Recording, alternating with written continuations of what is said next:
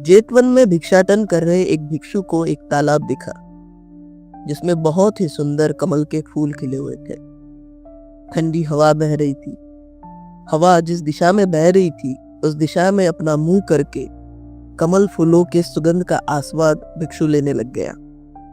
तभी वहां एक देवता प्रकट हुए और उन्होंने भिक्षु को कहा, मित्र, तुम तो सुगंध की चोरी कर रहे हो। चोर कहीं के, भागो यहां से। भिक्षु यह बात सुन के दुखी हुआ और वहां से सीधा जेतवन विहार चला गया। शास्ता को उसने अपनी आप बीती सुनाई। उसने शास्ता से कहा कि हवा में सुगंध तो अपने आप ही बहते हुए आ रही थी, तो फिर मैं चोर कैसे हुआ? मैं क्या हवा से अनुमति लेता कि मैं गंध सूंघूं या नहीं? भिक्षु के मन में उठ रहे सवालों का जवाब देने के लिए शास्ता ने उसे कहा, फूल सूंघने पर देवता ने सिर्फ तुम्हें ही नहीं डांटा, पहले के पंडितों को भी डांटा था। अतीत कथा में वाराणसी नरेश ब्रह्मदत्त के राज्य में बोधिसत्व एक तपस्वी थे और कमल के सरोवर के पास रहते थे। एक दिन जब वह कमल फूल के सुगंध का आस्वाद ले रहे थे, तब एक देव कन्या ने उन्हें एक वृक्ष के अंदर से प्रकट होकर डांटा। यमेतं वारिजं पुष्पं अदिन्ना उपसि मंडसी एकमंडनमेतं खेयानं गंधथेनोसि मारिसाति। अर्थात बिना तुम्हें किसी ने दिए हुए तुम जो इस कमल फूल को सूंघ रहे हो, ये भी चोरी का एक प्रकार है। तुम गंध चोर हो। तब बोधिसत्व ने गाथा में ही उत्तर दिया, न हरामि न भजामि आरासि न मंडमि वारिजम् अत केन नु पन्नेन गंधथेनोति उच्यतेति। अर्थात न मैं फूल लेके जा रहा हूं न मैं फूल को तोड़ रहा हूं, तो फिर मैं चोर कैसे हुआ? तभी एक दूसरा आदमी आकर तालाब से कमल तोड़ कर लेके जाता है।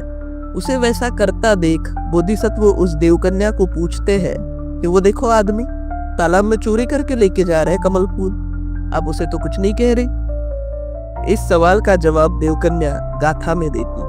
आकिन्न लुद्धो पुरिसो धाति चेलम मक्खितो तस्मै मे वचनं नाति तज्जरहामि वक्तवे अन न मंडस्य पोषस्य निच्च सुचित गवेसिनो वालगमंत पापस अभामंतव स्वाययतिति। अर्थात जो लोभ में मग्न लोग हैं, जो धाय के वस्त्र की तरह गंदगी भरा है, उसे कुछ कहने के लिए मेरे पास कुछ भी शब्द नहीं है, लेकिन श्रमण को कहना उचित समझते हो। जो निर्दोष पुरुष है, जो नित्य अपना मन पवित्र करने के काम में लगा हुआ है, उसका बाल की नोक समान पाप भी महामेघ के समान प्रतीत होता है। बोधिसत्व को अपनी भूल का एहसास होता है। वो देवकन्या को धन्यवाद देता है और कहता है कि अगली बार भी उससे अगर कुछ ऐसी गलती हो जाए तो कृपया ऐसे ही प्रकट होकर मुझे चेतावनी दे देना। उस पर देवकन्या कहती है, न तो मैं तुम पर निर्भर हूं और ना ही मैं तुम्हारी नौकर हूं। तुम अपने विवेक से जानो कि क्या कुकर्म होता है। मैं हर जगह सचेत करने नहीं आऊंगी। ऐसा कह के देवकन्या वहां से चली जाती है। नमो तस् भगवतो अरहतो सम्मा संबुद्धस्स। 0% भ्रष्टाचार की कहानी आपने देखी विश्वपुष्प जाकर। देवी ने भिक्षु को सावधान किया, क्योंकि भिक्षु जेतवन विहार में प्रव्रज्या लेकर आसक्तियों को छोड़ने का अभ्यास कर रहा है, और वही अगर आसक्ति में, सुगंध की आसक्ति में किसी तालाब के पास जाकर यह मनोरंजन करता है तो ये उसके मन में एक विकार पैदा हुआ है। और सच्चाई यही है कि विहार में रहकर पंचशीलों का पालन इस प्रकार करना है कि कोई भी नियम न टूटे। क्योंकि अगर भिक्षु नियम का पूरी तरह पालन नहीं करेंगे तो बाहर संसार में उपासक और गृहस्थ, यहाँ संसार में तो तमाम तरह के प्रलोभन और भ्रष्टाचार के कारण हैं, तो स्वाभाविक है कि वो विचलित हो जाएंगे। क्योंकि विकार पहले मन में उत्पन्न होता है, सूक्ष्म रूप में वहां पैदा होता है। चोरी करने से पहले चोरी का ख्याल मन में आता है। इसलिए इस कथा में इस बात की ओर संकेत किया गया है कि मन में विकार पैदा न होना वही 0%।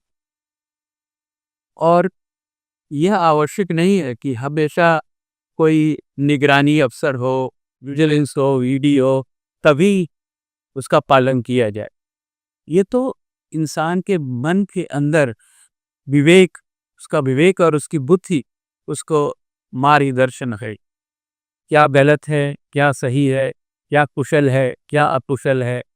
और विश्व जातक में हमें इसकी पूरी जानकारी मिलती है कि विकार मन में पैदा ही ना हो। जो अरहत पद के अभिलाषी हैं वो पूरी कोशिश करें कि कम से कम नियम टूटे। 0% टॉलरेंस जहां आप पाएंगे ट्रैफिक में अगर लगा हुआ है वहां चालान कटता ही है, 0% टॉलरेंस। इसी प्रकार जीवन में विश्व जातक इस ओर बताता है कि सुगंध की चोरी भी सूक्ष्म रूप में मन में पैदा हुआ एक विकार है और इस पर विजय पाकर ही भ्रष्टाचार से बचा जा सकता है। न हो पुथाय।